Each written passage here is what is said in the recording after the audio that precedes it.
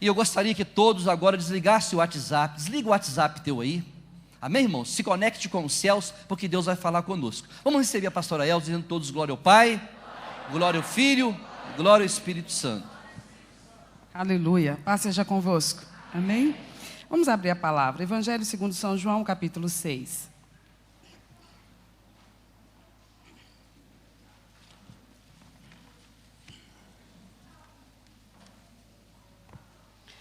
Eu quero ler do versículo 47 ao 50, em seguida do 66 ao 71.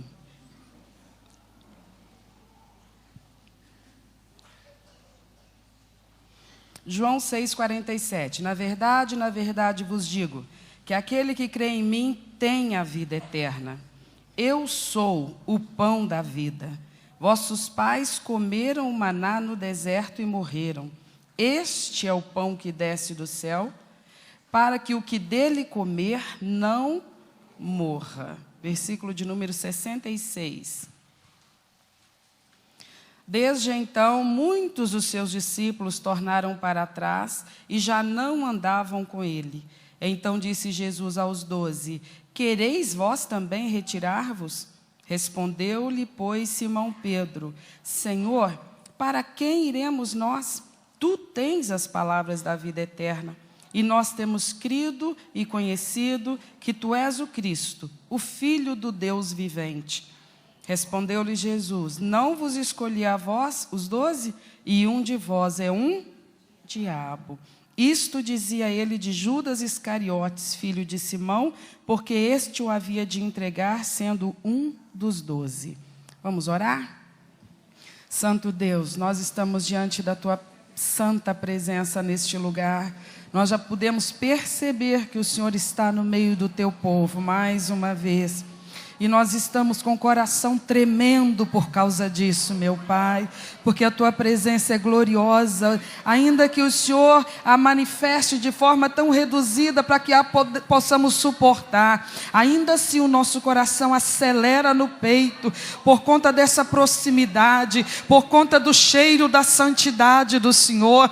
E, ó Deus, nós sentimos temor, porque nós sabemos do que se trata, sabemos da presença do Criador, diante de meras criaturas e tão falhas como nós, mas nós nos sentimos seguros ainda assim, porque sabemos que o Senhor nos olha com olhar de amor e de misericórdia e de graça, e nos contempla através da marca da aliança, a marca do sangue do Cordeiro. Nós sabemos que o Senhor não desceu aqui para nos fulminar, mas desceu aqui para tocar nossas vidas, tocar-nos com a tua presença e com a tua palavra. Então nós nos abrimos para o Senhor, nós nos apresentamos diante do Senhor, não vamos nos esconder, não vamos resistir, nós vamos nos entregar ao teu mover, ao teu agir neste lugar. Trata com cada ovelha tua aqui nesta noite, maravilhoso pastor, excelentíssimo pastor, amável, bondoso, cheio de graça e de misericórdia. Trata com teu rebanho nesta noite, porque são os nossos últimos dias nessa terra, Senhor.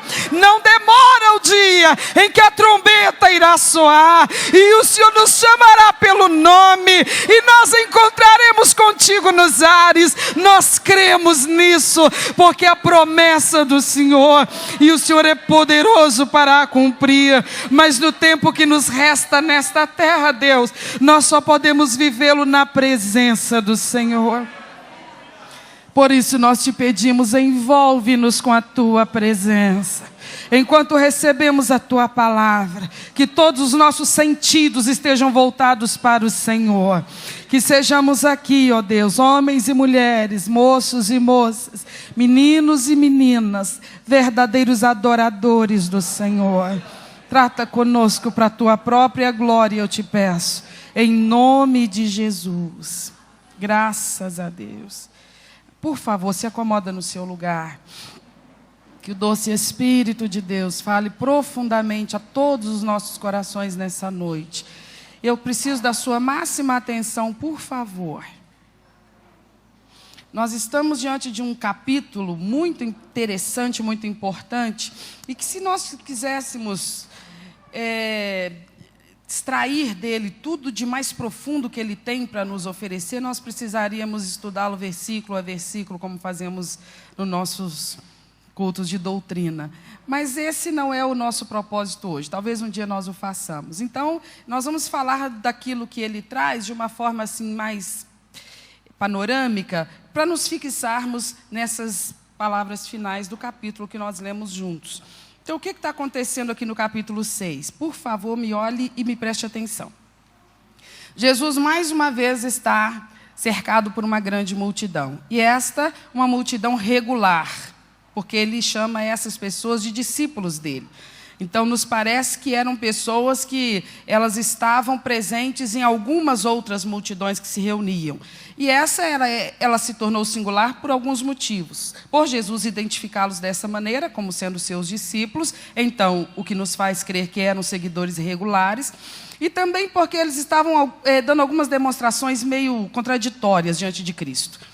Primeiro, o capítulo começa com eles vivendo uma experiência magnífica com o Senhor. Já haviam vindo de algumas horas caminhando com Cristo, então, na verdade, esse encontro começa não no capítulo 6, talvez no capítulo 5, certamente. E então ele está caminhando já há um bom tempo, há boas horas, há longas horas, e essa multidão o acompanha. E ele sempre ministrando, claro, as verdades do reino de Deus, porque Jesus não desperdiçava nem oportunidade, nem jogava a palavra fora. Então, tudo que ele falava tinha fundamento, tinha esclarecimentos a respeito do reino de Deus.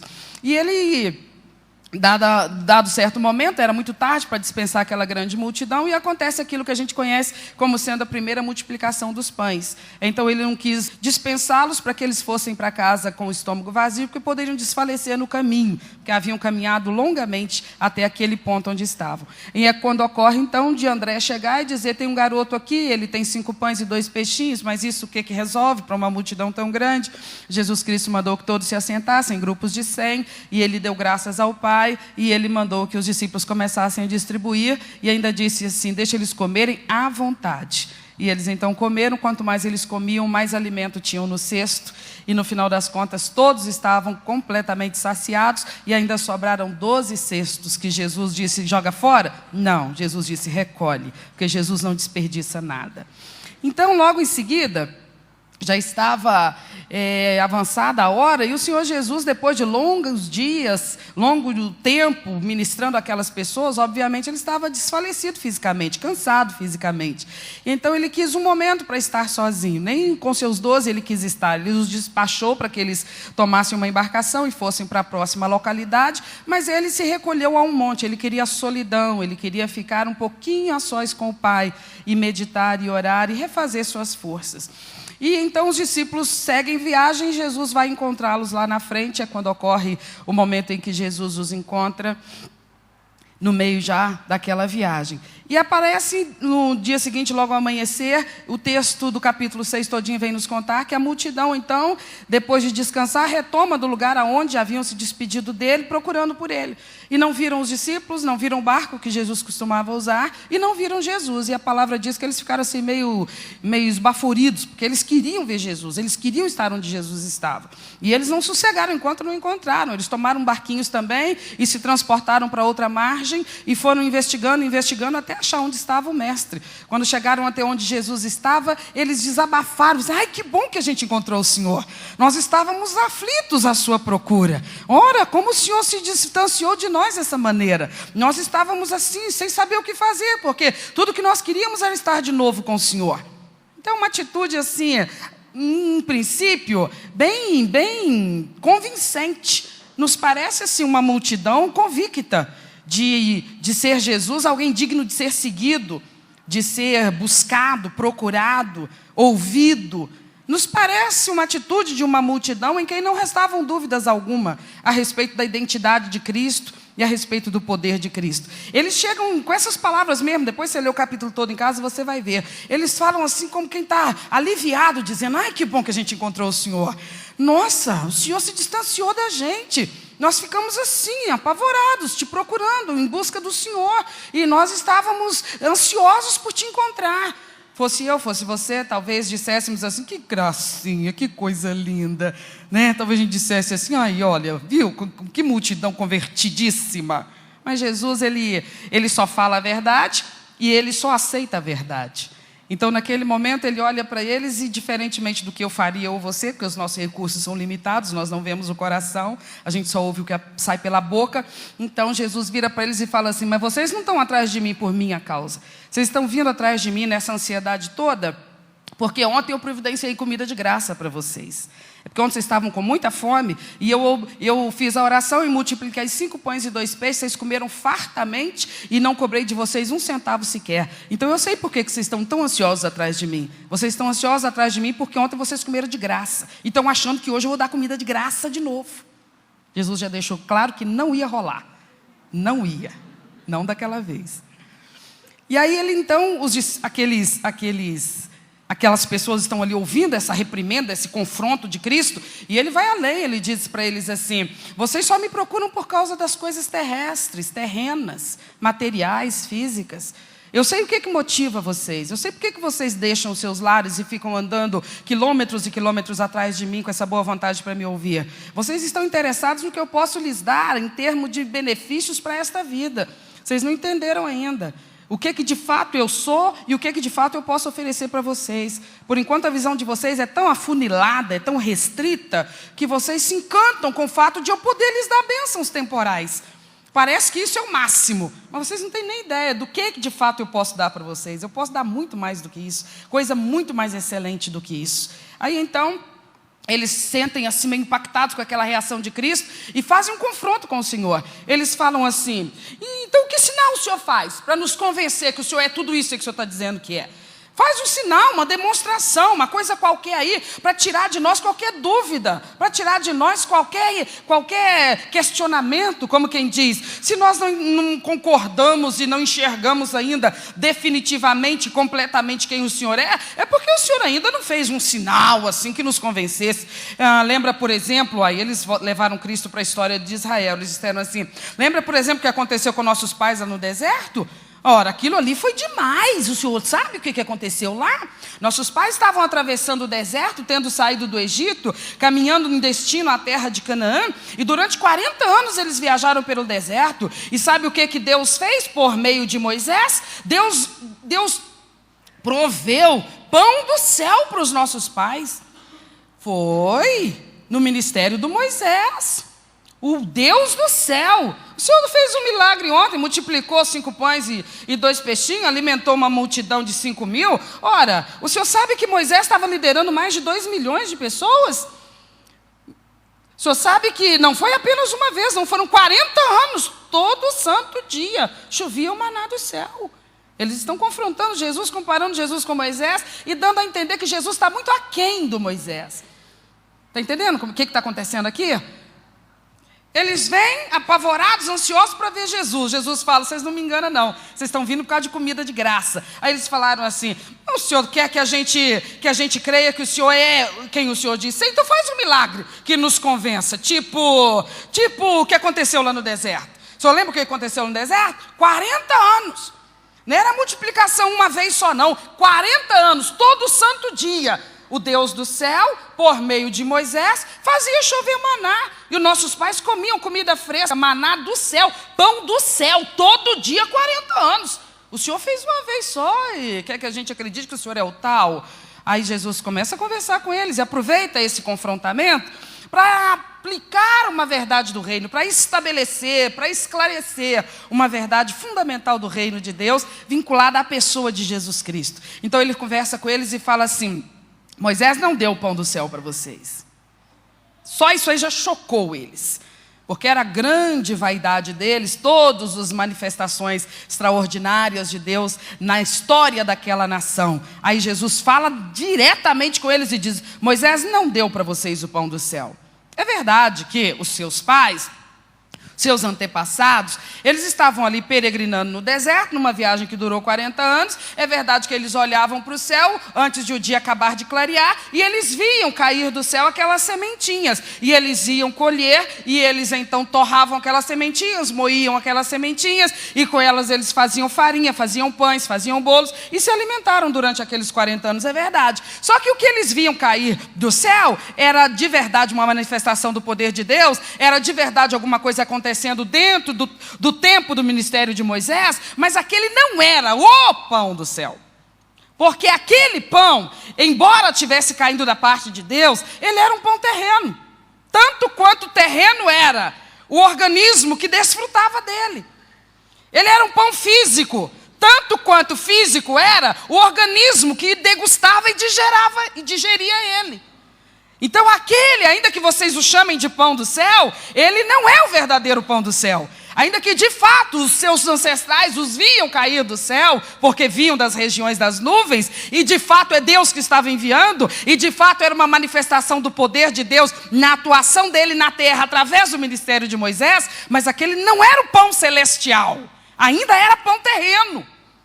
Lembra que quando eles esganados e com medo de amanhã não ter, eles escolhiam uma quantidade maior, e eles escolhiam no sábado, por exemplo, e então o que acontecia? Sobrava para o dia seguinte, amanhecia tudo bichado. Por quê? Porque era terreno, era corruptível, sofria degeneração, era alimento físico para organismo físico. Não é disso que eu estou falando com vocês, Jesus conversando com eles. Eu estou falando com vocês do pão que desce do céu. Pão espiritual para alimentar a fome espiritual. Pão espiritual para fortalecer a vida espiritual. É isso que eu sou. Jesus se identifica. Ele está dizendo, vocês estão vindo atrás de mim pelo pão, tipo o pão que Moisés dava para os seus ancestrais, que foi o pão que eu dei para vocês ontem. Um pão que vocês comeram, até não caber mais. E aí eu mandei recolher o que sobrou, porque vocês não aguentavam comer mais. Mas passaram-se as horas, e o que houve com o buchinho de vocês, o organismozinho de vocês? Digeriu tudo, então vocês aí com fome de novo. Por isso que estão atrás de mim. Então eu posso dar esse pão nosso de cada dia, posso. Mas eu te ofereço muito mais do que isso. Eu te ofereço um pão que é o alimento espiritual, que aquele que se alimenta desse pão que o Pai mandou do céu, esse nunca mais terá fome. Não estou falando de arroz com feijão, que hoje alimenta a sua barriguinha e nutre o seu organismo e manda nutrientes para todas as células do seu corpo, mas que se amanhã tu virar o dia todo sem colocar um grão de arroz na tua boca, tu desfalece. Porque é um alimento que é consumido e o efeito dele, o vigor que ele providencia para você é passageiro. Daí a pouco você precisa repor, daí a pouco você precisa repor, daí a pouco você precisa repor. Então Jesus está falando, eu estou te falando de outra coisa, eu estou te falando de coisa de outra dimensão. Eu estou dizendo para vocês o que vocês precisavam abrir a mente para entender. Vocês estão correndo atrás de mim pelas coisas terrenas, enquanto eu estou disposto a lhes oferecer, e posso lhes oferecer, aquelas que são celestiais, espirituais e eternas. Aí ocorre aquilo que acontece de os discípulos que ouviram apresentarem esta reação. Versículo 60. Você está com sua Bíblia aberta em João 6? No versículo 60. Depois eu vou ler o 66. Diz assim: muitos, pois, dos seus discípulos, ouvindo isso, disseram, duro é esse discurso, quem o pode ouvir? E o versículo 66, desde então, muitos dos seus discípulos tornaram para trás e já não andavam mais com ele. Olha que coisa interessante. Jesus fala uma palavra que é uma coisa preciosa demais aos ouvidos deles. Deveria ser. Mas olha qual que é a reação do ser humano.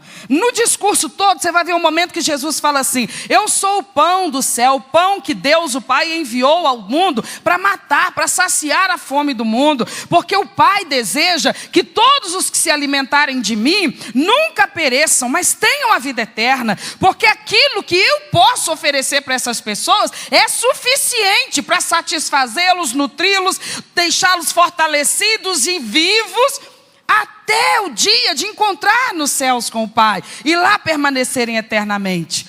Acontece que essa é a vontade do Pai. Mas o Pai, embora tenha essa vontade, Ele não impõe isso àqueles que ouvem essa sua oferta e tomam ciência dessa sua provisão.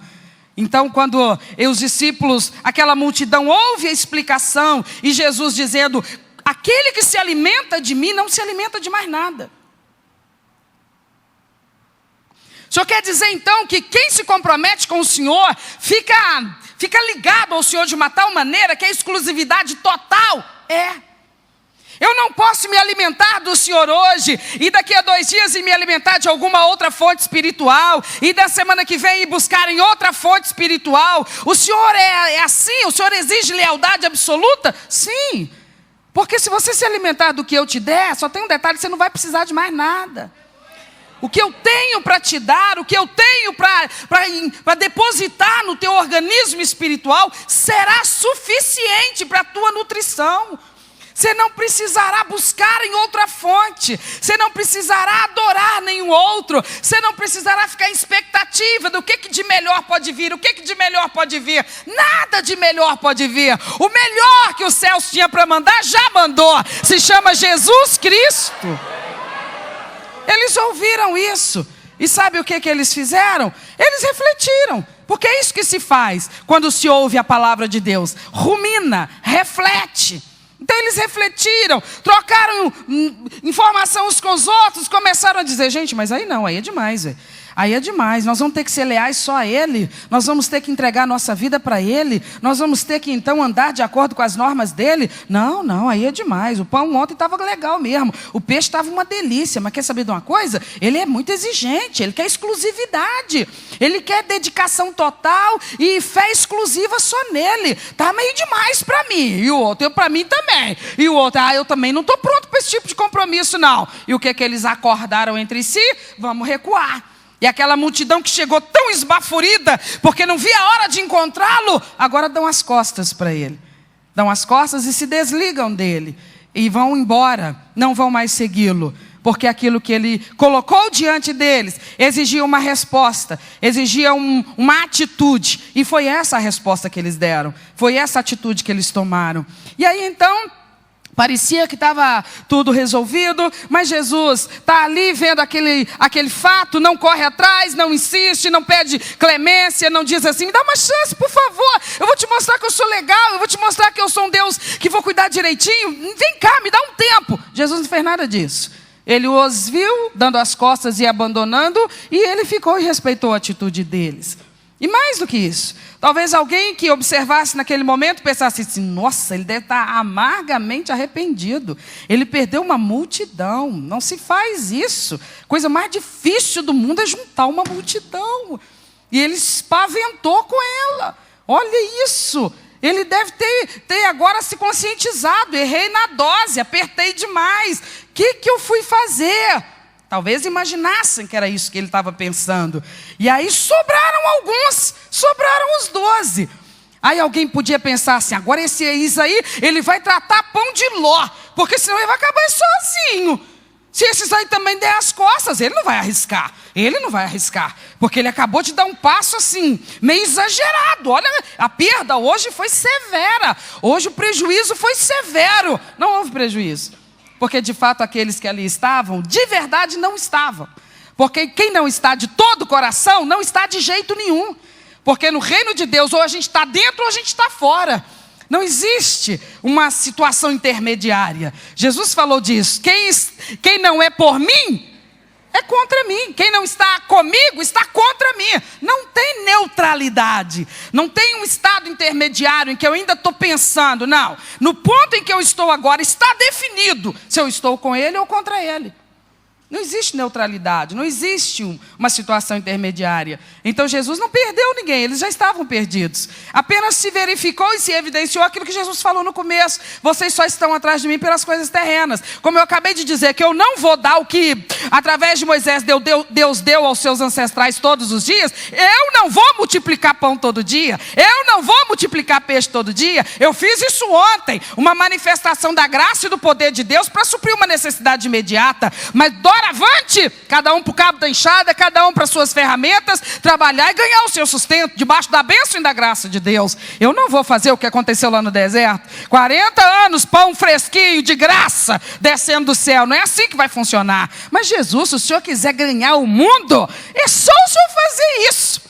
Não tem errada. Se o Senhor fizer isso, o Senhor ganha todo mundo e mais um pouco. Os outros deuses vão ficar em crise, eles vão entrar em depressão, porque não vai sobrar ninguém para adorar Ele, se o Senhor fizer tudo que o povo quer, o que te custa? Poder para isso o Senhor tem. Mas Ele não veio para isso. Ele não veio para cumprir nossos caprichos, satisfazer nossos desejos e a nossa vontade consumista. Ele veio para abrir os nossos olhos para realidades eternas e fundamentais, que é preciso pensar na vida vindoura, que é preciso se importar com o que vem depois do nosso último suspiro. E as coisas que nos valem aqui não nos valerão lá. Então, quando se imaginava que ele agora recuaria e que ele reveria suas estratégias, ele se volta para aquela minoria que ficou com ele. Quantos ficaram? 12. De uma grande multidão restaram aqueles 12. E então ele se volta para eles, e quando a gente imagina que ele vai chalerá-los, agradá-los, mimá-los para que eles não se vão, ele se volta para eles, olha dentro dos olhos deles e pergunta: e vocês? Não querem ir também? E vocês, dos 12? Esse é o momento. Vocês também não querem ir? Não querem tomar essa decisão, essa atitude? Porque a verdade que eu disse para eles é a mesma para vocês também. Eu sou o pão vivo que desce do céu e que vim para que aquele que se alimenta de mim tenha a vida eterna. Eu não estou garantindo que o que se alimenta de mim vai ter uma vida de conforto. Não é isso que eu estou falando. Que o que se alimenta de mim vai ter fortuna. Não é disso que se trata. Eu estou dizendo que aquele que se alimentar de mim vai ter vida eterna. Ah, Senhor, mas se fosse coisa assim do dia a dia, a gente se sentia mais seguro. Porque a gente ia se dedicar ao Senhor e ia ver o retorno todo dia, todo dia, todo dia. A gente ia lá tirar o extrato do banco, tá lá. Cada vez uma soma maior, cada vez uma soma maior. A gente ia pensar assim: nossa, Ele é muito bom, mas vale a pena servir a Ele. Mas Senhor, o Senhor está dizendo que quem se alimenta do Senhor, se compromete nessa forma exclusivista que o Senhor quer, a recompensa só vai vir depois do último suspiro nessa terra. Pois o Senhor sabe que tem gente que nem acredita que ainda tem alguma coisa depois da morte. Quem é que vai se dedicar ao Senhor por uma recompensa que não vai ser entregue agora, só vai ser entregue depois que essa pessoa morrer? Tem que ter muita fé, Senhor. Ele disse: pois é, não vou mudar uma vírgula. O estado das coisas é esse mesmo. Então o que eu disse para eles prevalece para vocês também. E eles me deram uma resposta. Eles não ficaram em cima do muro. Eles não ficaram indecisos. Por mais errada que tenha sido a decisão deles, mas ela foi definida. Eles não ficaram fazendo graça. Eles não ficaram com duas caras. Eles tiveram uma explicação e tiveram uma oportunidade de se posicionar, e eles se posicionaram. Eles não ficaram aqui, sabe, me esgotando para ver se eu convenço. Eles me falaram rasgado: tu não nos convenceste, nós vamos embora. E foram. E vocês? Agora eu quero uma resposta decisiva e definitiva de vocês. Porque como eles mesmos, vocês têm me ouvido, têm aprendido de mim. E eu quero que vocês amadureçam esse comprometimento e se declarem definitivamente: vocês estão comigo ou contra mim? Esse é o momento de decisão. E então, todos calados, o apóstolo Pedro, porta-voz da turma toda, abre a sua boca e ele diz assim: Senhor, para quem iremos nós? Quem ouvisse a resposta inicial de Pedro, diria assim: Pedro, menos. Porque Jesus não é a única opção religiosa que existe. Fala a verdade. Existem várias opções religiosas. Como é que você falou, Pedro? Para quem iremos nós? Não. Tem muita gente na face da terra e todo mundo tem fé. O ser humano é, por natureza, uma espécie que tem a capacidade de crer, de fé, de buscar o sobrenatural. Então, Pedro, não é bem assim. O que você falou? Para quem iremos nós? Tem outras opções, sim. Se a pessoa é religiosa, se a pessoa tem capacidade de crer, se ela tem uma fé sincera, qualquer objeto para esse culto, para essa adoração, para essa fé, tá bom. Porque afinal de contas, todo caminho leva a Deus, ou não? O que você me diz? Claro que não. Por isso é que Pedro está dizendo: Senhor, para quem iremos nós? Existem outras opções? Sim, mas tudo falso. Tudo falso, tudo enganoso. Tudo deuses que deuses não são. Tudo possibilidades que não levam ao destino, que é o objeto do nosso desejo, que é a presença do Pai Todo-Poderoso. Existem opções? A sociedade acredita em múltiplas opções.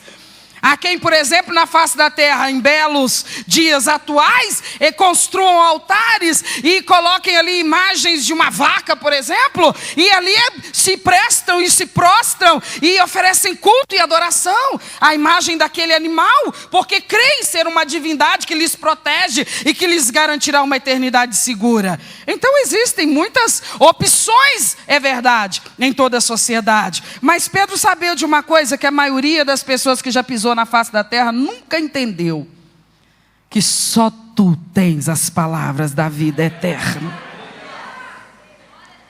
Aí eu vejo dois alvos totalmente opostos. Por que aquela primeira multidão deu as costas para Cristo e foi embora? Por conta da vida eterna.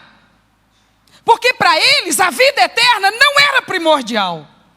Porque para eles esse assunto de vida eterna não era coisa que ocupava a mente deles, que era coisa da sua preocupação, do seu zelo, do seu cuidado. Isso não fazia parte dos seus questionamentos diários. A preocupação com a vida eterna não estava presente na sua mente dia após dia. Eles não viviam nessa dimensão da preocupação com a vida eterna. Eles eram aquele tipo de pessoa que só vivia para o dia de hoje. Eles só pensavam nesse tempo da vida. Eles só pensavam nessa etapa da existência de um ser humano. A etapa terrena, a etapa humana, a etapa terrestre. Eles não focavam em vida eterna, eles não se preocupavam com isso. Eles costumavam, era aquele tipo de pessoa que costumavam olhar para si mesmo, olhava a sua idade. Não, eu tenho uma vida longa pela frente ainda. Todo mundo gosta de pensar isso. Até uma pessoa que já virou a casa dos 80 gosta de pensar que ainda tem muito tempo pela frente. E a pessoa imagina que a existência de um ser humano é isso aqui. É o tempo que dura, do dia que ele nasce até o dia que ele morre. Por conta disso, não se preocupa com esse assunto chamado vida eterna. Quando essa multidão, que não se preocupava com a vida eterna, ouviu de Cristo que Ele tinha para lhes oferecer a vida eterna, mas, embora lhes oferecesse algo tão sublime, se recusava a dar para eles os favores temporais que eles exigiam para então seguir a Cristo, eles falaram: não, nós estamos interessados nos favores temporais, porque vida eterna não é assunto que ocupe a nossa cabeça. A gente não dorme pensando nisso. A gente não acorda pensando nisso. A gente não passa a virada do dia toda imaginando vida eterna. A gente não fica observando as coisas que acontecem conosco no dia a dia e fica pensando assim: nossa, graças a Deus, eu não fui dessa vez não, mas se eu tivesse ido, eu estava pronto. Eu estava pronto para ir para a vida eterna. Não, isso não faz parte da nossa vivência, das nossas reflexões diárias. A gente só vive para as coisas materiais e terrenas. Foi isso que eles quiseram dizer quando deram as costas para Cristo. Depois de Cristo lhes demonstrar que podia lhes garantir a vida eterna, e embora também pudesse lhes garantir abastança na terra, ele disse: não, esse sinal que vocês estão exigindo, requerendo de mim, me confrontando até com o que aconteceu lá no deserto, eu até poder fazer eu posso, mas eu não vou fazer. Ontem eu dei pão de graça, não dou mais. Agora tem um pão que vocês precisam dele, e que esse eu dou para quem quiser. Não importa a vida que viveu até esse momento. Se hoje decidir se alimentar de mim, que sou o pão vivo que desceu do céu, e só de mim, eu garanto. Eu garanto. Eu não dou assim uma ideia de que eu vou tentar providenciar, não. Eu garanto a vida eterna para isso. Os discípulos agora, pela voz de Pedro, dizem para Cristo: diferentemente daquela multidão, Senhor, nós te seguimos pelas coisas eternas. Nós te seguimos pelas coisas eternas. Então, quando o Senhor nos pergunta o que é que nós temos a responder depois de tudo que o Senhor nos disse, a nossa resposta só pode ser uma: nós não nos afastaremos do Senhor. Não porque o Senhor vai nos enriquecer, porque o Senhor não prometeu isso. Não porque o Senhor vai nos proteger para que a gente nunca adoeça, porque o Senhor não prometeu isso. Não porque o Senhor vai nos garantir vitória contra toda a adversidade cotidiana que possa vir, porque o Senhor não nos prometeu isso. Nós vamos permanecer com o Senhor, sabe por quê? Porque só o Senhor nos garante a vida eterna. Porque diferente dessa multidão que se foi, nosso alvo é a vida eterna. Se o Senhor não nos cumular de bênção na terra, para nós Não, isso não será um desastre. Desastre para nós será ter abundância de bênçãos aqui e perder a vida eterna. Então o nosso foco são as coisas eternas e celestiais, que só o Senhor pode nos dar. Senhor, nós te seguimos, não é porque o Senhor tem uma boa oratória, não é porque o Senhor faz coisas que nos impressionam, nós te seguimos, não é porque o Senhor é um camarada gentil, simpático, agradável, que nos trata muito bem, não, embora tudo isso seja muito importante, mas sabe por que nós não nos afastamos de Ti? Por causa da vida eterna. Senhor, a igreja, eu não sei o que eu rompo com esse negócio de igreja, porque a igreja dá dor de cabeça, porque a igreja tem hora que me aborrece, porque é na igreja que às vezes eu passo trabalho, eu passo provação, eu passo perseguição, acho que eu vou virar um desigrejado. Não vou de jeito nenhum, sabe por quê? Porque a tua palavra diz, o que não estiver ligado na terra, também não está ligado no céu. Então sabe por que eu permaneço? Porque eu tenho que obedecer ao Senhor, que é o cabeça da igreja, então é o meu cabeça. Eu não posso me afastar do Senhor, eu não posso me afastar da igreja, por causa da vida eterna. Porque ela é o meu alvo, porque é a ela que eu estou perseguindo, porque esse é o prêmio que eu anseio tomar posse dele. E aí a gente vai pensar, mas por que valorizavam tanto esse negócio de vida eterna? É porque a vida eterna trará coisas que não estarão ao nosso alcance de nenhuma outra forma. A vida eterna na casa celestial do nosso Pai. Por exemplo, você já imaginou o que é um dia você estar frente a frente com o Pai, o Filho, o Espírito Santo?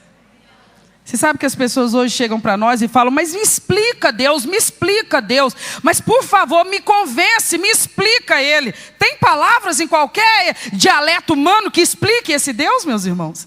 Que explique assim, sem deixar nenhuma dúvida de como é a essência dele, a estrutura dele. Tem como eu descrevê-lo? Não. Senhor, então me ajuda, se apresenta aqui, deixa eu te ver do jeito que o Senhor é, porque aí eu posso tirar a dúvida das pessoas. Ele me dirá, tu não suportarias, filha. Do jeitinho que eu sou, tu não suportarias.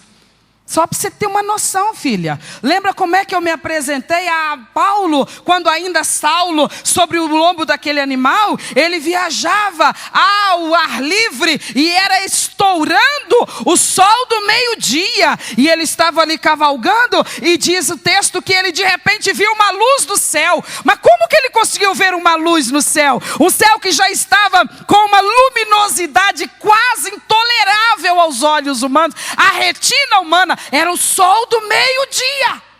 Mas ele viu uma luz cuja luminosidade transpunha o brilho do sol do meio-dia. E ele ouviu só uma voz. E ele teve apenas essa visão. E ele ficou cego.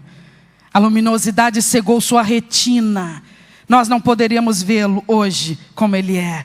Esse Deus que toca na gente, que envolve a gente com a presença dele. O louvor não estava maravilhoso? Você sentiu a presença de Deus? A gente sente, a gente percebe. Tem gente que chega na nossa igreja e fala, mas cadê uma demonstração, uma representação dele?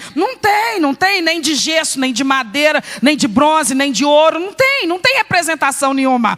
Porque não há artefato na face da terra digno de representá-lo. E porque nós não poderíamos desenhá-lo. A figura dele é indescritível. A substância, a estrutura dele. E eu quero vê-lo como ele é. E para vê-lo como ele é, nós temos que chegar lá, na vida eterna com Deus. Por que nós temos que ansiar pela vida eterna? Porque essa personagem, que é o Deus Todo-Poderoso, encanta a nossa alma. E nós queremos conhecê-lo como dele nós somos conhecidos. Amém, irmãos? Os apóstolos dizem que nós somos por ele totalmente conhecidos. Não há nada sobre nós que ele não saiba, mas há muita coisa sobre ele que nós ainda não sabemos e não podemos compreender, porque são coisas excelentes demais. Mas quando nós chegarmos lá, a palavra diz, nós o veremos como ele é. Você pode imaginar esse dia? Você pode imaginar esse momento? A gente pode imaginar como que a gente vai ficar extasiado. Mas o que vai estar diante de nós é inimaginável. Porque a palavra do Senhor diz: o que os olhos nunca viram, o que os ouvidos nunca ouviram, é o que Deus tem preparado para aqueles que um dia chegarão na vida eterna. Por que Pedro e os discípulos davam tanto valor à vida eterna, enquanto a multidão dispensava isso? Além de ser, porque lá verão como é esse a quem eles serviram e adoraram durante toda a sua vida. Também era porque, uma vez chegando lá, nunca mais sairão de lá. Aí sim se cumprirá aquilo que se costuma dizer na face da terra: uma vez salvo, para sempre salvo. Como? Quando? Quando lá nós chegarmos. Lá sim os perigos não nos acompanharão, as ameaças não nos acompanharão. Lá nós nunca precisaremos ouvir a palavra apostólica retumbando nos nossos ouvidos: aquele que está de pé, cuide para que não caia. Quando estivermos na vida eterna, nós vamos ouvir isso, gente. Quando já estivermos do lado de lá, na casa do Pai, nós vamos ouvir isso? Os apóstolos vão chegar aos nossos ouvidos e eles vão relatar para nós os princípios apostólicos. E eles vão dizer: vigia. Jesus vai dizer para nós: ora e vigia, porque tua carne é fraca. Ele vai dizer isso para nós lá em cima, hein? O que você acha? Depois que nós transpusermos os portais celestiais, Jesus vai precisar dizer isso para nós? Olha, se o teu olho direito escandalizar, arranca ele e joga fora. Ele vai dizer isso para nós? Ele vai dizer assim: se a tua mão direita te escandalizar, corta e joga fora. Ele vai precisar falar isso para nós? O apóstolo Pedro vai precisar virar para nós lá em cima e dizer assim: vigia, porque o diabo, vosso adversário, está ao seu derredor, buscando a quem possa tragar. Ele vai dizer isso para nós lá em cima? Nenhum alerta mais, porque nenhum perigo mais. Quando lá chegarmos, aí sim, salvos, para sempre salvos.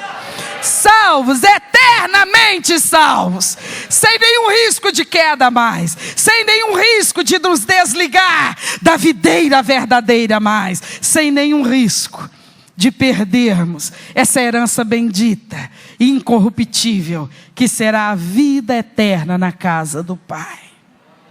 E mais, lá nós seremos aquilo para o qual nós fomos criados. Nós seremos perfeitos.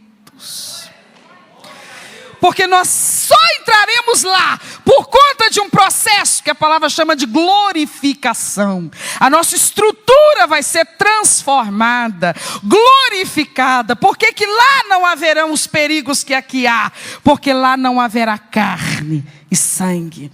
Paulo escreve aos Coríntios e ele diz: carne e sangue não herdam os céus. Lá Jesus falou assim: nem se casam, não se dão em casamento, serão como os anjos, não haverá pecado. Alguém pode pensar assim: não, você não vai namorar lá não. Se não vai ter isso que é tão bom aqui embaixo, é porque vai ter coisa muito melhor lá em cima. Fica com medo não, não fica preocupado não. Acho que eu vou levar uma lancheirinha com uns X tudo aí, pelo menos para os primeiros dias. Não vai ter bacon nunca mais, mas não tem problema não. Lá vai ter coisa melhor, tudo de bom, meus amados, que o Pai preparou para nós. Aleluia. Quando Jesus confronta os 12 e fala: e vocês não vão embora? Eles disseram: a gente até iria, se a gente não soubesse do que se trata. Se trata da vida eterna. E é mais do que a existência eterna. É uma situação de qualidade de vida, que a gente tem ambição por isso. A gente quer isso. Deixa eu falar com o Senhor Jesus. Aqui na terra, se a gente não puder morar em mansão, não tem problema não. Se não pudermos comer do melhor de alimento, tem problema também não. Se nós não pudermos nos transportar nos veículos mais luxuosos, pouco nos importa. Agora em cima nós queremos. Nós queremos tudo, todas as riquezas que o Senhor tem aí em cima. O Senhor nos criou a sua imagem e semelhança para nos dar o teu próprio reino. Porque o Senhor Jesus, quando dá aquele sermão do monte, e se não é ali, é no capítulo 25 de Mateus, ele fala do momento em que ele vai recepcionar nas mansões celestiais os salvos. E ele dirá: as que estiverem à sua direita, vinde benditos do meu Pai. Fazer o quê? Possuir por herança o quê? Possuir por herança o quê? o reino que vos está preparado desde quando? O reino está preparado desde quando? O reino está preparado desde quando? Desde a fundação do mundo. Preparado para quem? Para a igreja, para a noiva do Cordeiro. Vinde, benditos do meu Pai, receber por herança aquilo que vos está preparado desde a fundação do mundo. Então nós temos uma herança e nós vamos lá tomar posse dela. Amém, irmãos? Só tem uma porta de acesso. E essa porta é? Ele diz em João 10, eu sou a porta. Então, meus queridos irmãos, naquele momento em que Jesus viu uma multidão abandoná-lo, e o abandonaram por quê? Ele foi irritante com eles? Ele foi agressivo com eles? Ele agiu de má fé com eles? Nada disso. Por que eles o abandonaram? Porque ele falou a verdade. Tem gente que não quer a verdade. Tem pessoas que estão lotando templos e religiosos, mas não em busca da verdade. Inclusive, se diante delas for exposta a verdade, é isso que elas farão. Elas nunca mais voltarão. Então eu louvo a Deus pela sua vida, que nesse lugar vem ouvir e buscar a verdade da palavra de Deus. Talvez, se eu quisesse uma multidão 10 vezes maior do que a gente junta aqui, eu pudesse começar a prometer isso. Pão multiplicado todo santo dia, peixe multiplicado tanto santo dia, bênção de cura de a pessoa nunca adoecer, nunca morrer. Mas Jesus não falou isso. Você viu a pressão que ele sofreu aqui da multidão? Eles falaram, olha, nosso pai Moisés fez o que o senhor não fez. O senhor ontem multiplicou pão e peixe, mas foi uma vez só. Agora por Moisés não foi 40 anos todo santo dia. O senhor supera isso? O senhor oferece mais do que isso? Ele diz, poder eu posso, mas eu não vou fazer. Porque não é disso que tu precisa. Tu precisa é da vida eterna. Tu precisa da garantia de que você vai viver nessa terra alimentado pelo único alimento que é suficiente para te deixar saciado de uma tal maneira que você não sai buscando mais nada em lugar nenhum. Alguém bate na sua porta e fala assim, vem comigo pro boteco. Não vou não, por quê? Porque eu tô cheio, cara. Eu vou lá fazer o quê?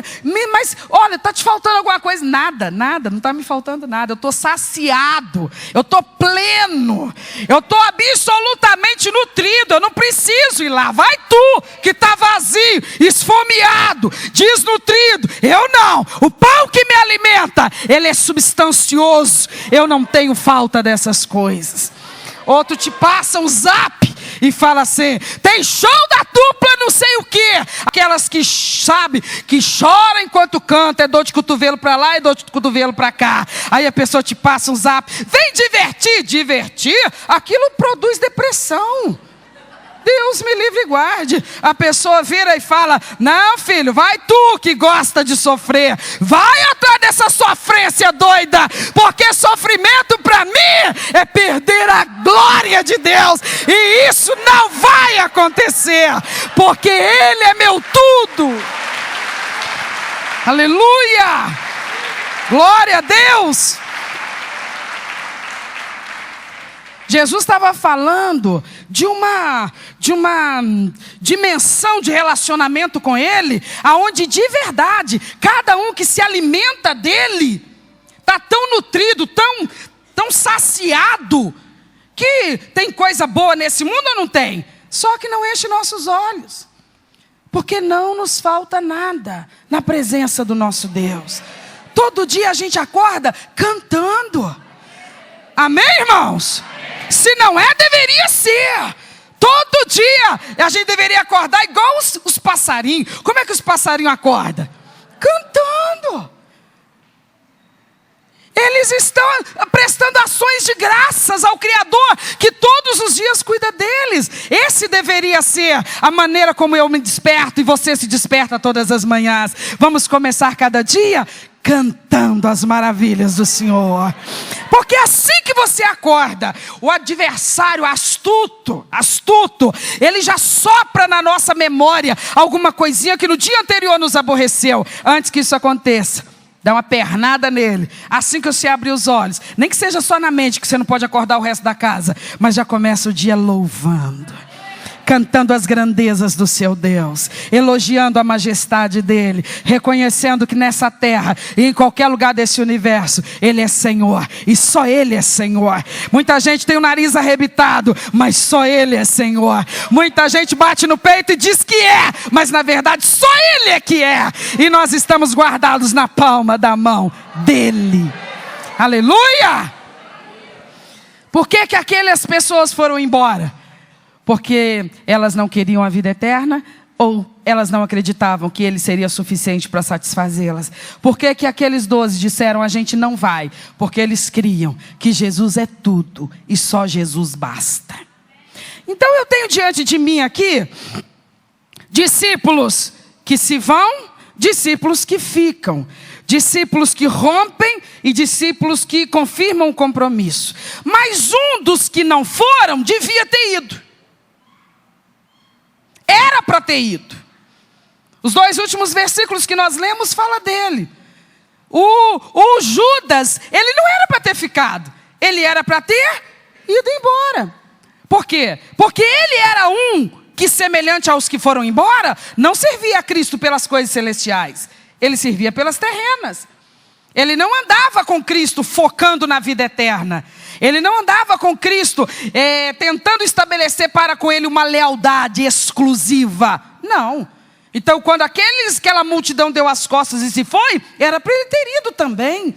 Quando Jesus se dirigiu aos 12 e falou: se vocês quiserem, podem ir também. Agora era para ele não ter perdido a oportunidade. Era para ele ter falado: quer saber de uma coisa? Estou indo, fui. Foi não, ficou. Porque tem discípulos falsos que não vão, eles permanecem.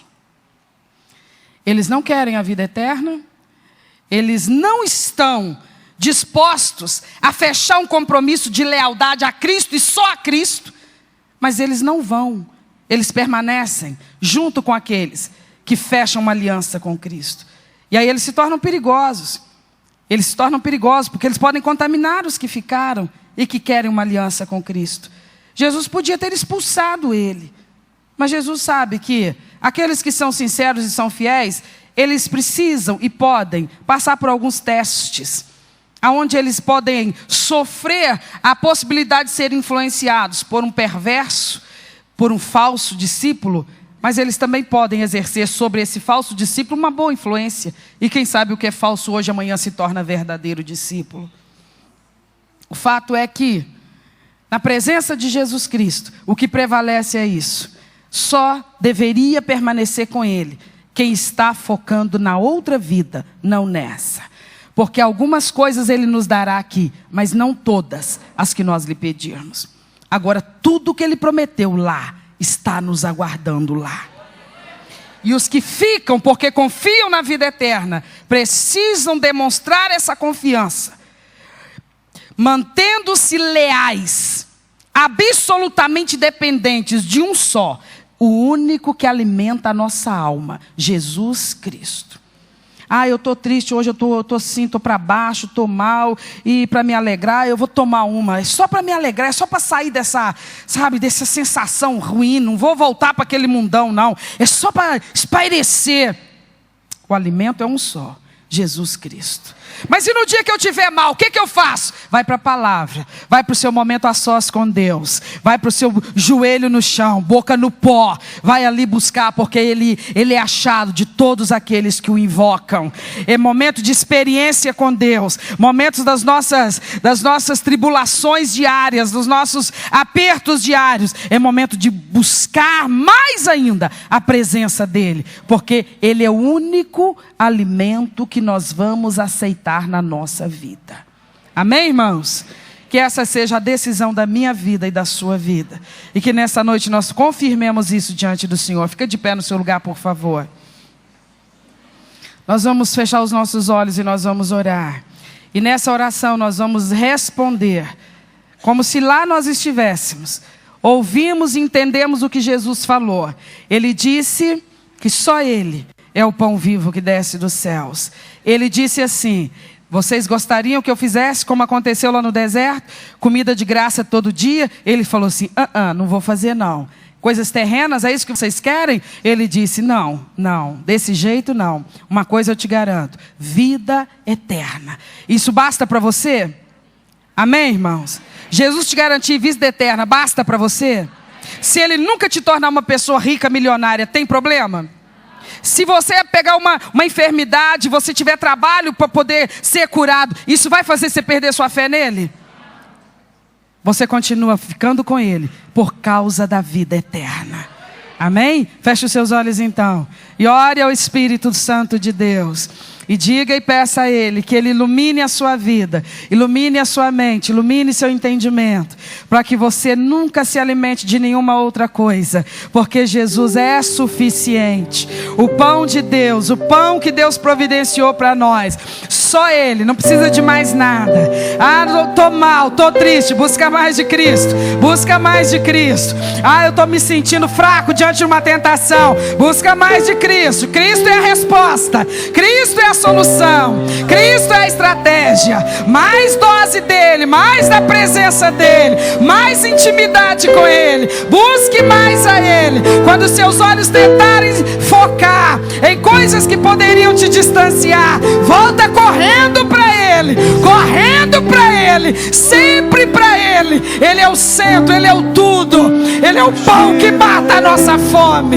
Não tenha medo de parecer fanático, não tenha medo de parecer exagerado. Renda-se a Ele, alimente-se dEle. Aleluia! Ore, ore, ore. Ore, ore, receba de Deus nessa noite. Isso me leva mais perto de ti,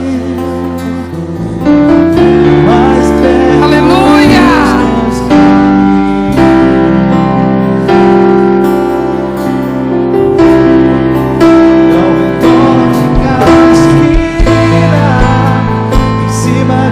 Poderoso Deus, maravilhoso Salvador, maravilhoso Salvador. Nós queremos ir para a glória contigo. Aleluia!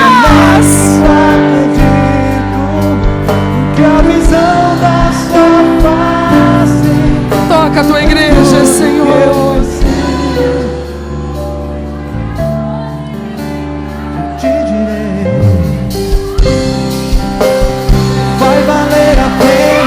Nós cremos, Senhor. Vai valer a pena. Aleluia! Vai valer a pena mesmo. Glória a Deus. Vai valer a pena. Aleluia! Vai valer a pena. Vai valer a pena. Jesus, Jesus, Jesus, amado da nossa alma. Enche todo o nosso ser, preenche todo o nosso ser. Pessoa magnífica, Salvador adorado, adorado, adorado, adorado. Salvador amado, amado, amado. A nossa alma tem sede, tem fome de ti. Me sustenta. Aleluia! Soberano Salvador, Isso me leva mais perto. maravilha de Deus. Mais perto dos teus caminhos. Nós somos teus, totalmente teus, Senhor. E ao redor de cada Canta, canta, canta, canta pra Ele. de cada monte, Aleluias! eu não procuro por coroas ou pelas águas das fontes. Desesperado eu te busco, frenético acredito que a visão da tua face Oh Espírito Santo, oh Espírito Santo, enche, Senhor, esse lugar, enche esse lugar, enche esse lugar da tua glória, enche esse povo do teu poder, batiza com o Espírito Santo. Oh Deus Santo, derrama fogo, fogo nesse lugar. Enche, Senhor, enche, Senhor, enche a nossa vida da tua presença. Oh Espírito Santo, gloriando-lo malás, gloriando-lo malás, gloriando-lo malás, gloriando-lo malás, gloriando-lo malás.